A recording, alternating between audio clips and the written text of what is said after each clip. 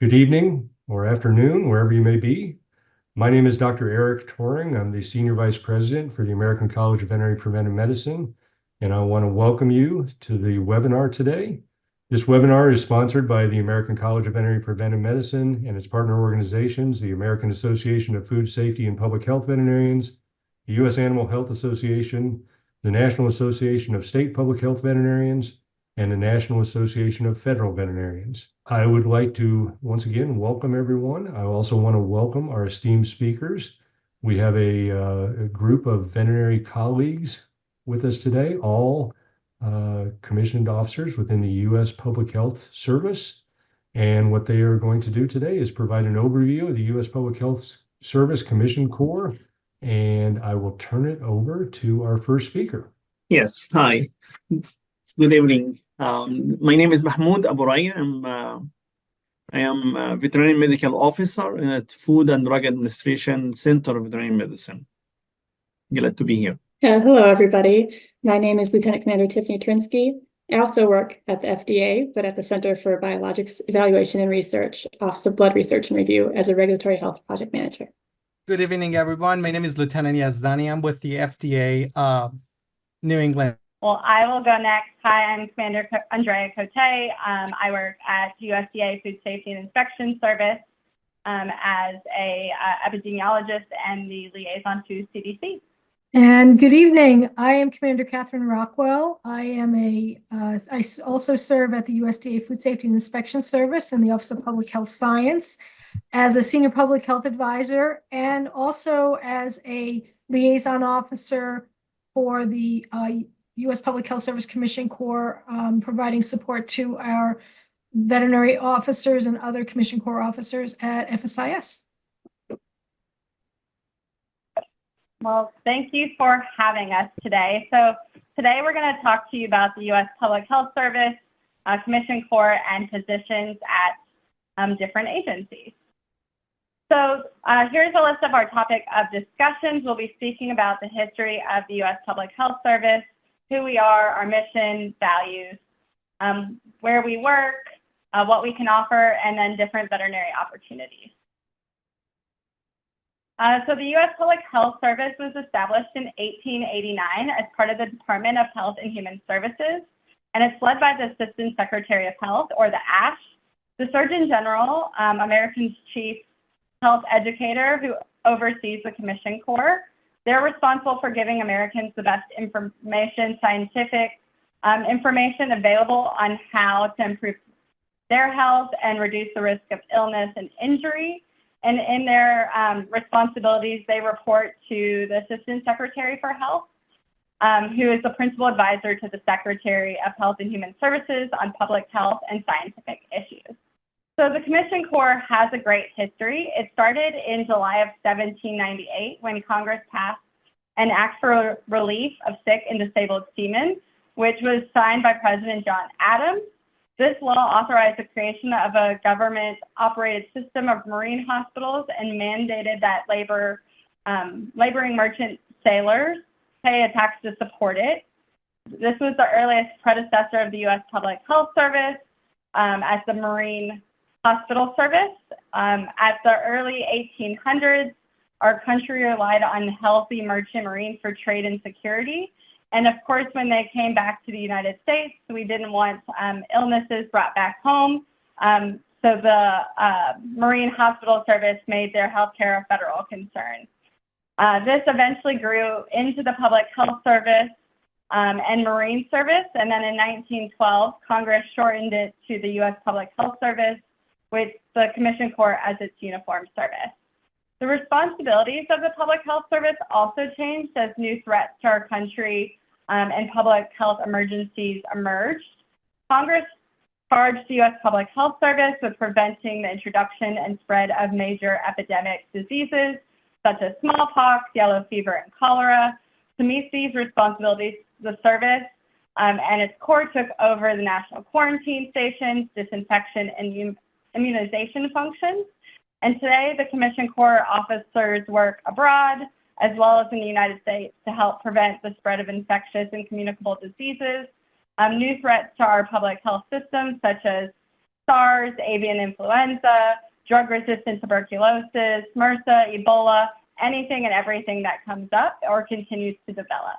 So the Public Health Service is one of 8 uniformed services, and officers are called to serve vulnerable and underserved communities through addressing public health issues. So our mission of the Public Health Service is to protect, promote, and advance the health and safety of the nation. This has been a Public Health Service mission since this inception in 1798, when John Adams signed us into the Public Health Service. The Commission Corps achieves this mission through rapid and effective response to public health needs, leadership and excellence in public health practice, and advancement of public health science. So officers work on front lines of public health. Our officers respond quickly to natural disasters, fight disease, conduct research, advance public health science and care for patients in communities across the nation and throughout the world. And veterinarians serve in a variety of those positions. So we currently have a presence in more than 800 locations, including all 50 states and numerous foreign assignments, such as the World Health Organization or World Bank. And we'll kind of highlight 2 agencies when we turn it over to other officers. But officers work at the Department of Health and Human Services, Defense, Agriculture, Homeland Security, and amongst those departments, we have folks at Indian Health Service, the Centers for Disease Control and Prevention, Food and Drug Administration, Food Safety and Inspection Service, and the National Institute of Health. So the U.S. Public Health Service is comprised of officers from 11 distinct professional categories, as seen here, and veterinarians being one of those distinct categories. So as a public health officer, you will receive comprehensive benefits that are not limited to, but 30 days of paid vacation, paid federal holidays, low-cost medical, dental, and vision care for you and your dependents, thrift savings plan, which is the government 401k, excellent retirement benefits after 20 years of service, educational benefits, and other postgraduate opportunities. So just highlighting, we do have a Ready Reserve Corps, which offers a unique opportunity for officers to serve their local communities as well as their countries in times of public health emergencies. So this Corps came under the CARES Act, which was signed into law in 2020, and preserves clinical positions while individuals are deployed, serving in hard-to-fill roles. The Ready Reserve Corps provides trained, ready, and equipped public health professionals capable of mobilizing and deploying to augment the active duty Commission Corps officers. So just want to highlight, as mentioned, the Surgeon General is our leader of the Commission Corps, and the Surgeon General has priorities that they put in place because public health impacts all of us, and we aim to help everyone understand these important issues and how we can work together. So just highlighting a few is COVID-19, keeping our families and communities safe during the pandemic. It was a key priority for the nation and the Surgeon General and continues to be, as well as health misinformation. With the abundance of health information available today, whether it be virtual or read or heard about, it can be hard to tell what is true or not. So many people are exposed to health misinformation, that is information that is false, inaccurate, or misleading according to the best available evidence at the time. And then one of the newer is youth mental health. Far too many young people are struggling with their mental health and unable to get the support they need. So maintaining healthy children and families requires all of society, including policy, institutional, and individual changes in how we view and prioritize mental health, as well as including that parental mental health and well-being, so stressors that impact mental health and well-being of parents and caregivers. It's a critical link, keeping us well long-term and urgent needs to support families. So I will now turn it over to Lieutenant Commander Abaraya, who will provide us information on the veterinarians. Thank you, Commander Cote. As you can see here from the veterinarian category, we can see here, so United States Public Health Service, veterinary category, where we are, what we do. You can see from the previous picture, we work everywhere. And this picture here, for example, one of our officers is examining on a National Park Police Explosive Detection Canine unit during the 2018 Independence Day mission alongside the National Veterinary Response Team. The veterinarian, this picture here, some of other officers as well, actually Commander Cote, the one she was speaking previously, she is participating as well in the training activity with the other uniform service. This one was a U.S. Army officer for veterinary support and operation. Again, one of our officers, this is recent picture, took during the outbreak for highly pathogenic avian influenza outbreak and to inspect cattle. And this, as you see here, as a veterinarian, you will be engaged for all of most of the activity, like you see the surveillance and epidemiology and control, as well as any zoonotic disease outbreaks and so on. This here, one of our officers as well, this was not only in domestic here in my state, for emergency and the response. This was during the Ebola. So this one of our officer during the Ebola epidemic response in 2014, she was deployed there for the public health service. So the main in the United States Public Health Service, the main mission, as Commander Cote mentioned, that to protect and promote and advance the health and safety of our nations. An important part of being an officer is readiness and being willing to deploy for public health emergencies. Readiness and deployment, as you can see from the previous pictures, it can be for any, you can be deployed for nowadays for a hurricane, for example, any disaster relief, any domestic and international operation, and as well as in disaster relief. So the deployment missions for public health service for veterinarians, this is not a comprehensive list, but include, as you can see, mission, during COVID-19, a lot of us went there. I was deployed for COVID-19 many times. Hurricanes, actually, Commander Doyle, he's supposed to give the talk today, and he was asked for being deployed for the Hurricane Helene now, and all of the Native Americans Alaska missions, innovative readiness training for deployed. I actually went as well. One of the deployment in Alaska and Mississippi as well to be deployed. You can go at the international, as you can see from our officer went to Ebola, and other missions as well for unaccompanied minor children and so on. So there are varieties of deployments. This is some of our efforts. I will turn this now to Lieutenant Commander Turneski. Thank you. All right, so I'm not sure how many students we have on the call today. If you're a student, or maybe you just know some students who are interested potentially in joining the public health service, I'm just going to briefly go over some student opportunities that we have. Next slide, please. So the first opportunity I'm going to talk about is called the Junior Co-Step program.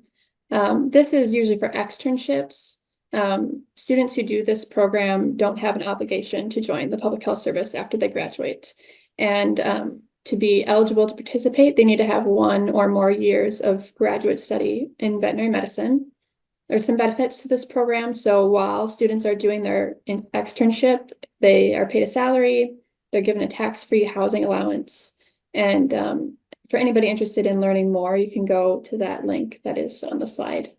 Next slide, please. The next program I'm going to talk about called the Senior Co-Step Program. This is actually how I joined the U.S. Public Health Service, and I applied while I was in veterinary school for this. So students who are selected for the Senior Co-Step Program, they incur a PHS service obligation, which is equal to twice the time that they're sponsored in the program. To be eligible to be part of this, you have to be a veterinary student within 1 year of receiving your degree. And there are many benefits to it. While you're in school, you can be paid up to 12 months of full pay and benefits while finishing your coursework. You're offered a full-time position as a PHS officer immediately upon graduation. There's a tax-free housing allowance. You get free healthcare coverage with TRICARE. And again, there's more information available on the Public Health Service website for anybody who's interested. So for students or anybody who may be interested in applying, really the Public Health Service website listed here is the main gateway for more information for applying. I'm going to go into this process a little bit more in future slides. So we'll continue with the next slide, please. So if you are interested in applying, maybe know somebody who's interested, there are some qualifications that are required that I'll talk about. So one requirement to apply, you must be a native or naturalized citizen of the United States. You must also be less than 44 years of age and have less than 8 years of prior active duty service and other uniform services. And you must also meet suitability, professional, medical, and security requirements. Next slide, please. So as I mentioned, there are numerous steps to becoming a public health service officer. The first, visit the website, learn a bit more about the U.S. Public Health Service. There you can create and activate your account. You'll start a pre-screening process, submit all of your required materials through a portal, and then you will stand ready to interview for a veterinary category board. After that, you'll complete the remaining 3 commissioning requirements, which include medical, security, and nomination clearances. And then really, when you apply for the Public Health Service, you should also be seeking employment opportunities with federal agencies so that you have a job secured when you're ready to receive your call to active duty to the U.S. Public Health Service, which is the last step. So maybe you're interested now, or if you want to contribute to protecting and promoting the nation's health and to help underserved populations and those in need, the U.S. Public Health Service Commission Corps may be for you. And here are some details about the exciting and fulfilling career and unique opportunities that are offered to officers. We have a close-knit community with mentorship and leadership opportunities. There's opportunities to move around geographically and among agencies. Also, there are other benefits. You will have access to the post-9/11 GI Bill, which can help pay for furthering your education or for paying for a dependent's education. There are also financial incentives, including parts of your income are non-taxable. There's a military pay scale, housing allowance. We have excellent healthcare through TRICARE, which includes medical, dental, and prescription services, and a retirement plan and a pension, amongst others that are listed here. So we encourage you to take a deeper look and examine if this may be a fit for you. Next slide, please. I'll also talk about one more opportunity for students, and this is a first-year trial period that we're doing for this. So normally, to apply for the U.S. Public Health Service, veterinarians must have their license in hand to begin the application process. This can be a restriction for veterinary students who might be interested because they won't have their license until after they graduate. So this program is going to allow candidates to begin their application during the final year of professional training, which is their 4th year of veterinary school. And currently only physician, dental, and veterinary and engineering students can apply for it. And any chosen veterinarians will serve in agencies in need of officers in hard-to-fill locations. So this will just give students a chance to begin their application earlier and perhaps secure a job earlier than they normally would be able to.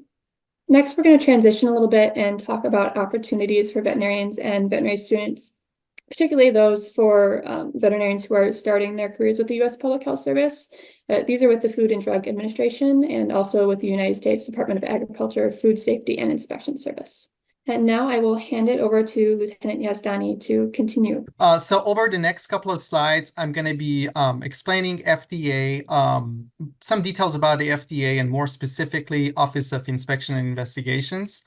Since October 1st, as a response to the infant formula recall, if you remember a couple of years ago, FDA went through a reorganization and our office was formerly called Office of Regulatory Affairs. So we are responsible for overseeing the safety of products, right? In general, FDA is an agency within the Department of Health and Human Services. It consists of the Office of Commissioner, and the Office of Commissioner basically oversees 5 centers, right? So we have import program, we have bioresearch monitoring program, human food and animal food. Those are the 5 offices that, and also medical devices and radiological health. So we're responsible for overseeing, like I said, the safety of more than $3.6 trillion worth of food, tobacco, medical products, both in the US and globally, right? Think about this. FDA regulated products make up about 21 cents of every dollar spent by consumers, right? So overall, we regulate around 78 to 80% of US food supply, everything except meat, poultry, and certain egg products. And for those of you curious about what comes under FDA jurisdiction versus USDA, there's a very nice piece by John Oliver that you can watch, and that's very interesting. So overall, there are around 35,000 produce farms that are inspected by the FDA, 300,000 restaurants, almost 11,000 vending machines. So we're considered the eyes and the ears of the FDA. We're the boots on the ground. As investigators or consumer safety officers, we go to different establishments. We do inspections of manufacturers, warehouses, and supply chain, basically the entire supply chain. So we do investigate consumer complaints, illness, outbreaks within our jurisdiction, review records of manufacturing. We ensure that we collect samples and we send those samples to FDA labs, and they get tested for bacteria, heavy metals, allergen, radiation. They sometimes get tested for the nutrition label and nutrition panel on the product. So we cover everything from fresh cut produce, bakery items, cereal, grains, canned foods, cheese, candy, and other food items. So the Office of Inspection and Investigation, or OII, is basically the global frontline when it comes to imports, right? We're responsible for identifying, like I said, collecting and evaluating crucial global partner that enables regulatory excellence by using data and evidence to drive smart decisions. Our goal is to safeguard public health, obviously, and strengthen the foundation of FDA regulatory framework. Our mission is to protect consumers and enhance public health by maximizing compliance of FDA-regulated products and minimizing risks associated with them. So through that safeguarding of public health, which is a main foundation of our work, Office of Inspection and Investigation plays a pivotal role. Like I said, we're the boots on the ground. So there are different activities conducted that are in response to the initial investigation that's done on the field. Sometimes we have Office of Criminal Investigations that they get involved and they basically uncover any fraudulent or harmful activities. We also, within the Office of Inspection and Investigation, we coordinate with other agencies in order to respond to emergencies, including natural disasters that involve FDA-regulated products. We review records of imported products. We have officers at our station with the import office and at the port of entry and of the products, and they make sure that the products that enter the country are safe for human consumption. We have some enforcement actions in our toolbox, and that be anything from a warning letter that's going to be public information and it can tarnish the reputation of the companies, to seizure, injunctions, and even criminal prosecutions. So our Office of Inspection and Investigation, works closely with industry and public health entities to protect consumers and ensure compliance. So we collaborate with the industry, especially when it comes to developing the regulation, to remove any hazardous products. Especially, you may have heard recalls that are announced through the news. So FDA assists different companies that are involved in a recall to ensure that the recall is done properly. We share information with our partners, with our state partners. We award them contracts, all U.S. states and territories, in order to enhance the regulatory effectiveness. There are around 120 to 30 contracts that are awarded and are worth around $28 million to all 50 states. We also try to reduce tobacco consumption by regulating its manufacturing and also marketing. We offer free educational materials to states. We have Office of Cooperative Agreement that is involved in training our state partners. And also we have regulatory and public health partnership that falls under our relationship with the state. Next slide, please. So there are different job titles, as you can see on the slide. The one that I've been talking about specifically is CSO, or Consumer Safety Officer, or Investigator. There are different career paths within the FDA, whether you have studied medicine, science, engineering, computer science, or even law. FDA has something for you to offer. And with that, I hand it over to Commander Rockwell. Thank you. Okay, thank you, Lieutenant Yazdani. I'm now going to provide some information on the USDA Food Safety and Inspection Service and the critical public health position that veterinarians fill at the agency to ensure food safety. And while the following information is going to focus on veterinarians' role in the Office of Field Operation and Meat and Poultry Inspection, it should be noted that veterinarians serve in a wide variety of positions within the agency, supporting FSIS policy development, sampling programs, outbreak investigation, and workforce training, just to name a few. Next slide, please. So FSIS's mission is to protect the public's health by preventing illness by ensuring that meat, poultry, and egg products are safe, wholesome, and properly labeled. And it's the vision of the USDA Food Safety and Inspection Service that everyone's food is safe. Next slide, please. So FSIS has quite a presence in protecting the food supply in the U.S. And FSIS has approximately 8,700 total personnel. And of those personnel, 6,000 or 7,600 are frontline employees, and they serve typically in establishments, federally inspected establishments, to provide inspection services. And there are currently about 6,900 federally inspected establishments in the U.S. Now, making up field operations and helping to support field operations also includes the work of scientists and staff in 3 FSIS laboratories and also investigators nationwide. FSIS does perform inspection of slaughter and enforces humane handling regulations at every one of those 6,900 federally inspected plants every day at every shift. And they're ensuring the health of animals presented for slaughter and that each meat and poultry carcass is unadulterated. In meat, poultry, and egg processing establishments, FSI inspects operations at least once per production shift. And additionally, FSI inspectors re-inspect 100% of imported meat, poultry, and egg products. Next slide, please.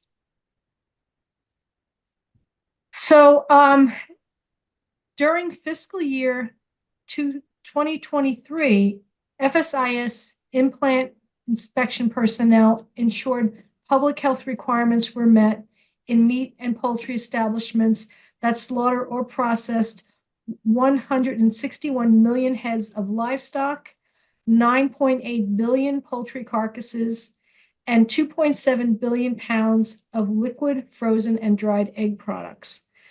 And in-plant personnel also conducted 7.7 million food safety procedures to ensure that all federally inspected facilities continue to meet food safety and wholesomeness requirements. Next slide, please. So there are 5 federal acts that provide FSIS its authority for inspection of these products. And these include the Federal Meat Inspection Act, which provides FSIS its authority for meat products derived from livestock, and also fish of the order Siluriformes, or also known as catfish. The Agricultural Marketing Act also provides FSIS the authority to conduct voluntary inspection of exotic and game animals such as bison, cervids, and rabbits. The Poultry Product Inspection Act provides FSIS its authority for poultry products. Egg Product Inspection Act provides FSIS its authority for egg products, and these would be liquid egg products as well as dried eggs. And then the Humane Methods of Slaughter Act provides FSIS its authority to ensure livestock are slaughtered humanely. It should be noted that this act applies only to livestock and not to poultry. FSIS uses good commercial practices codified in Title IX of the Code of Federal Regulations to ensure that poultry welfare is maintained during slaughter. Next slide, please. Okay, so there are thousands of FSIS inspectors across the U.S. conducting daily inspection activities, verifying domestic industry compliance with applicable food safety regulatory requirements. FSIS's food safety mission extends to ensuring the safety and integrity of FSIS regulated products exported to more than 140 countries, as well as imported food products. And FSIS deploys innovative approaches to develop and deliver outreach regarding technical, scientific, and regulatory compliance information, including sustained outreach and resources to small and very small establishments. And these are typically establishments that are not producing products in large volumes. Many of these establishments are ones that we all know very well, establishments like Purdue or Tyson. There's a lot of very small establishments that are conducting smaller volume food production as well as slaughter, providing meat more locally within their community. Next slide, please. So we are, as veterinarians, as a profession, very well poised, and we have gained skills that many of us really do not appreciate as we are going through our education.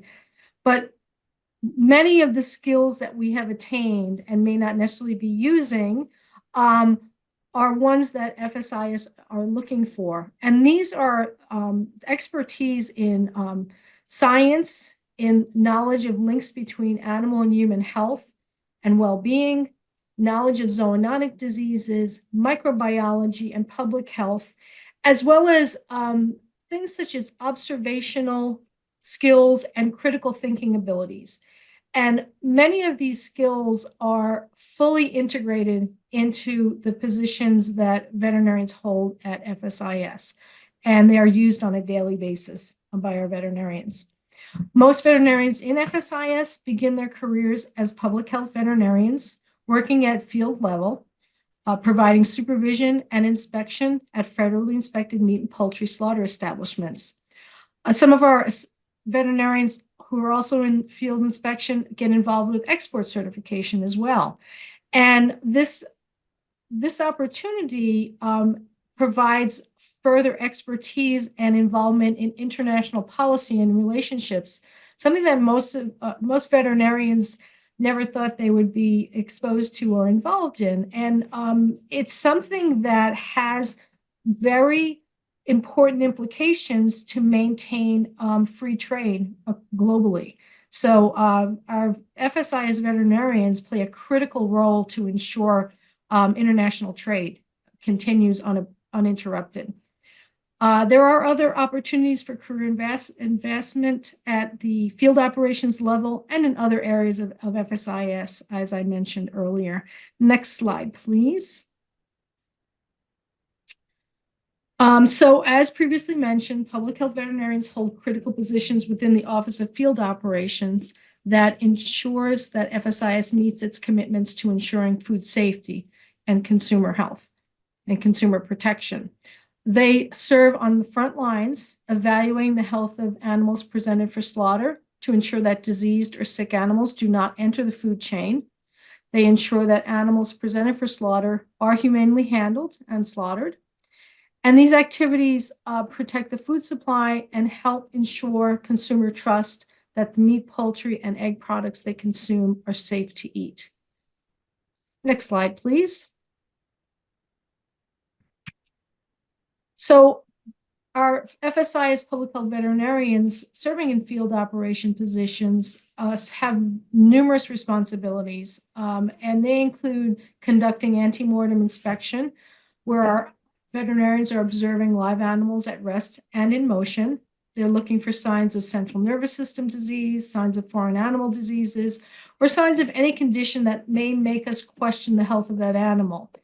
The veterinarian needs to make decisions whether these animals are healthy enough to pass for slaughter, if they can be slaughtered or be held as U.S. suspects, which means that the veterinarian would want to evaluate the internal organs and the carcass of the animal before making a final decision as to whether that it should be passed for food. They also can hold carcasses and parts of carcasses for observation, testing, and their testing of parts of the animals in cases of disease indications or findings. They, based on their gross pathology examination, there may be conditions present where that carcass and its parts may be condemned. And so the veterinarians are ensuring that these potentially diseased carcasses and parts are not getting into our human food chain. At post-mortem inspection, there's also, when there is pathology that may be identified, the veterinarians also have the opportunity to consider collecting samples for pathology testing to further evaluate whether that carcass and its parts is amenable to for food. And supporting that decision as well as that testing, FSIS has 3 field laboratories where our inspection personnel can submit samples for pathology determination. Our inspection personnel, as well as our veterinarians, also can conduct in-plant residue testing and submit samples for additional residue testing to ensure carcasses are not adulterated with violative levels of drug or chemical residues. Veterinarians also coordinate with APHIS for the collection of samples for surveillance programs, such as the National Antimicrobial Resistance Monitoring System, tuberculosis, brucellosis, scabies, and pseudorabies control programs. And because of veterinarians and their scientific and analytical backgrounds, our veterinarians are able to assess an establishment's food safety programs, including its hazard analysis and critical control point or HACCP plans, in addition to reviewing microbiological testing results and identifying trends or areas of concern within this process. So it's the expertise go beyond, much beyond our training as veterinarians in animal health. It goes into many of the skills that we often take for granted, which are our critical thinking and our observation skills. So with that, let's move to the next slide. And so we want to just provide additional information with regards to our points of contact. If you'd like to reach out to us with any questions or you'd like further information, or if you're interested in seeking employment as a veterinarian at FDA or at the Food Safety and Inspection Service. Our points of contact are here, as well as recruiters for the agencies. Next slide, please. And then for the Public Health Service, there is a lot of information available on the U.S. Public Health Service website. It's a wonderful resource that provides a lot of information on the Public Health Service as a whole, commissioning pathways, as well as information with regards to each of the categories within the Public Health Service. And next slide, I think we're on to then questions. And with that, I am going to turn it back over to Dr. Turing. We'll go to the questions. The first question that I have of the group is, are there opportunities for veterinary students who are trained in other countries, for example, Nigeria? Hello, I know I covered student opportunities, so I'll chime in. I'm actually not sure, and I'm not sure if anybody else knows the answer to that. I would say the best bet, our website, you can ask. You can certainly send in a question to the Commission Corps headquarters if you're wondering about student opportunities, because the one thing, I guess it would depend on where the training would take place, and I'm not sure if some of the opportunities that I outlined would accept students from other countries, but maybe, I don't know if any of the other officers have insight on that question. I was going to say, if they acquired their degree outside of the United States, they need to get it accredited in the United States, and there are 4 steps for accreditation. The first one is, first they get the process going. They fill out the application. They need to get in contact with any university across the United States, and there are 4 steps as far as I know. The first one is the university gets in contact with the university where they did their education, and they basically approve their grades. This next one is an English exam. The third one is basically a written exam. The fourth one is a hands-on exam. And once they're done with all those 4 steps and they get their degree accredited, then I think those opportunities and other opportunities within the United States Public Health Service for the veterinary category are going to be available to them. All right, kind of along the same line with opportunities, are there opportunities for veterinarians in other USDA agencies such as APHIS to join the U.S. Public Health Service? So I will take that question. At this time, there are 2 agencies within the USDA where Commission Corps officers can serve. One obviously is FSIS. The second, which was recently added, is the Forest Service. And right now, the opportunities with the Forest Service are for very specific specialized training, and those are mental health specialists. So we are hoping, and the Forest Service was added to our what are considered non-health and human service agencies under a memorandum of agreement with Department of Health and Human Services for Commission Corps officers to serve. We are hoping to expand that to other agencies in the future. So I would say stay tuned. It may be possible, but there are potentially opportunities that may open up for the Forest Service as well. I always am amazed with the positions and the agencies where our veterinary officers are serving. Many times they are not necessarily directly related to the work that we typically expect veterinarians to do, working with in animal health and animal production, but they could be more scientifically based. They could be policy based. So I always encourage anyone who is interested in not only a federal government position, but also potential call to active duty with the public health service, is to look at opportunities that are in the federal agencies and think outside the box. We often kind of pigeonhole ourselves as veterinarians into clinical roles. There's a lot of non-clinical roles out there that require scientists and critical thinkers, and we are very well poised as veterinarians to serve in those roles. So hopefully, when and if a expansion of agencies where commissioned corps officers can serve in the USDA, if it happens, it will be announced. So stay tuned. Thank you. Back on the opportunities, I'm highly encouraged. There's a lot of interest in the U.S. Public Health Service and opportunities. Someone is interested to know what type of experiences, externships, classes that you would recommend to veterinary students or early career professionals looking to pursue a career with the U.S. Public Health Service. And I would say anything that in veterinary school that they could do to, get a leg up on pursuing such a career. Yes, I can start.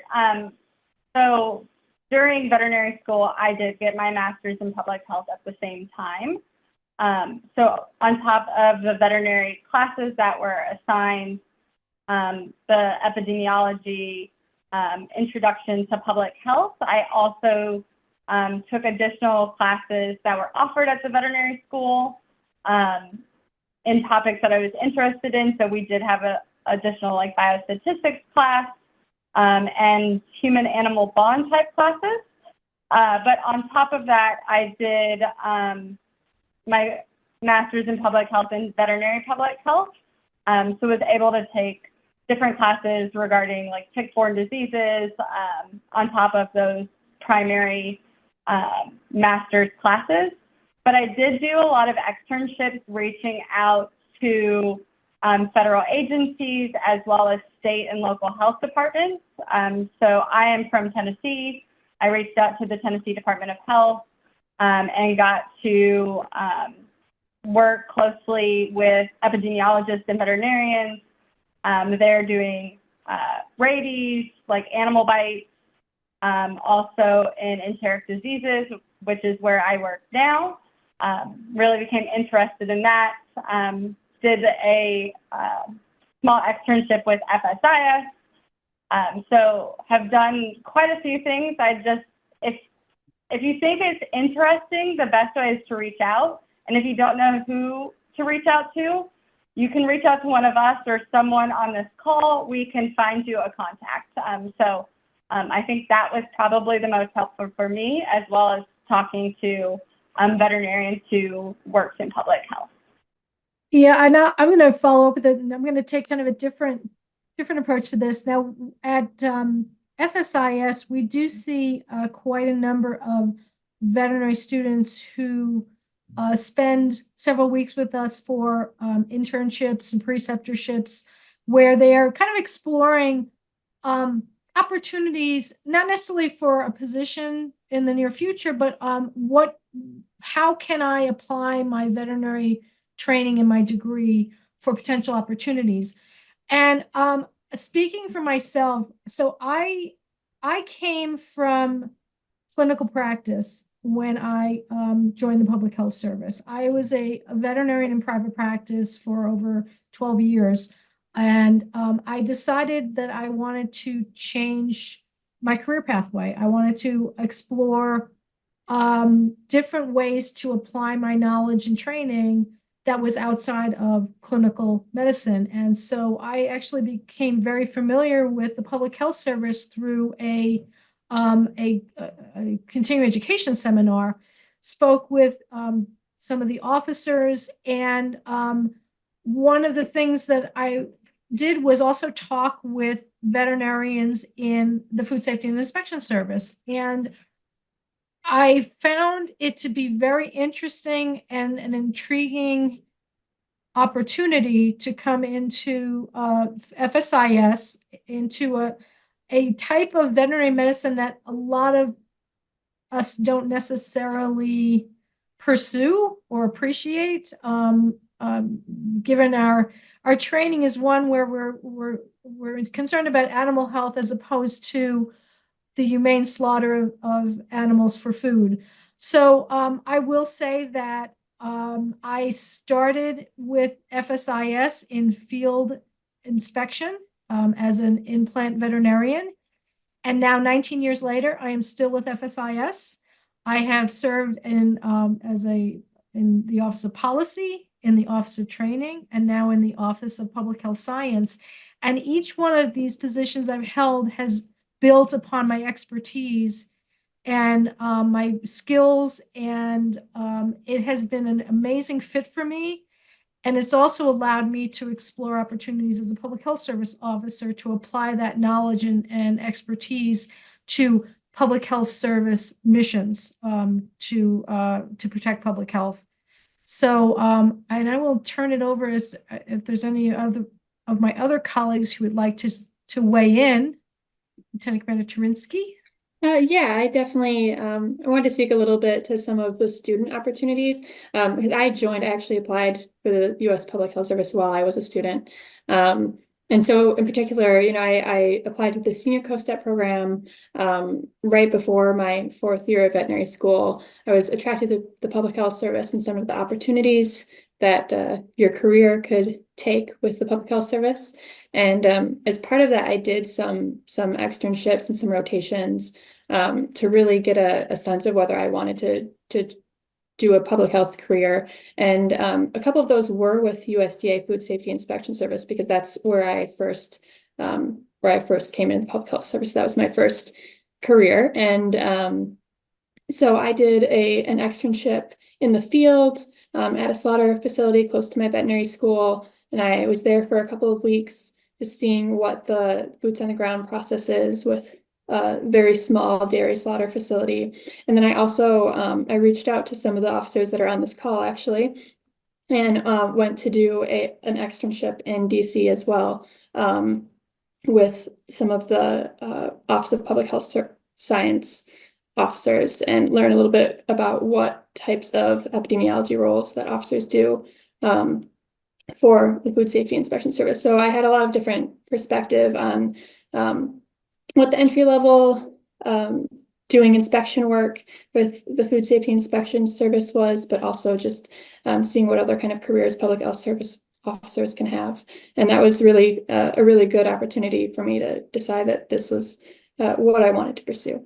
And I know we're at 7 p.m., so I'll turn it back over. The final question, is more of I guess, an experience question of the speakers. If any of you or anybody within the public health service could ever be deployed outside of their main mission or main position, for example, detailed to FEMA for disaster work, detailed to the USDA for a foreign animal disease outbreak, etc. So yes, I will speak to that. So yes, one of the roles that officers play, regardless of where they are assigned, is that they have to maintain readiness for deployments, and these can include disaster responses. And we have deployment teams of officers of various expertise and skills, where they will deploy for certain, whether they be public health emergencies, like when we had COVID-19, or disaster responses such as hurricane responses. And these are often deployments that are under FEMA, and they are used to help support various roles, such as even establishing federal medical shelters to support the health of individuals who need health support in the face of a disaster where they have been evacuated and they might not be well suited to be able to be maintained in a community shelter situation. So these are special medical shelter situations that help support individuals in need. But there's a lot of deployment opportunities, disaster responses, community health assessment responses, also humanitarian responses for international partnership opportunities. So thank you. All right. Great questions. And we will go ahead and close out our session today. I want to once again thank the speakers for spending their time with us, providing a overview of the Public Health Service. Having spent time in another one of the uniformed services, I had friends and colleagues who transferred from the U.S. Army to the Public Health Service, and seeing the variety, the diversity of what the U.S. Public Health Service does, I oftentimes was envious and wondered if I should do the same thing. So it's a wonderful career from my perspective, having never served there, but I think from the speakers today, you can tell that they are very passionate about what they do. And I once again want to thank them for everything. Do any of the speakers have any final comments? Just thank you for having us. Yeah. Yes, thank you so much. So once again, thank you everyone for attending. Keep an eye out for other opportunities such as this. And everyone have a wonderful evening wherever you may be, and be safe if you're anywhere in the path of some of the weather we're experiencing around our country. Thank you very much, everyone, and have a good evening.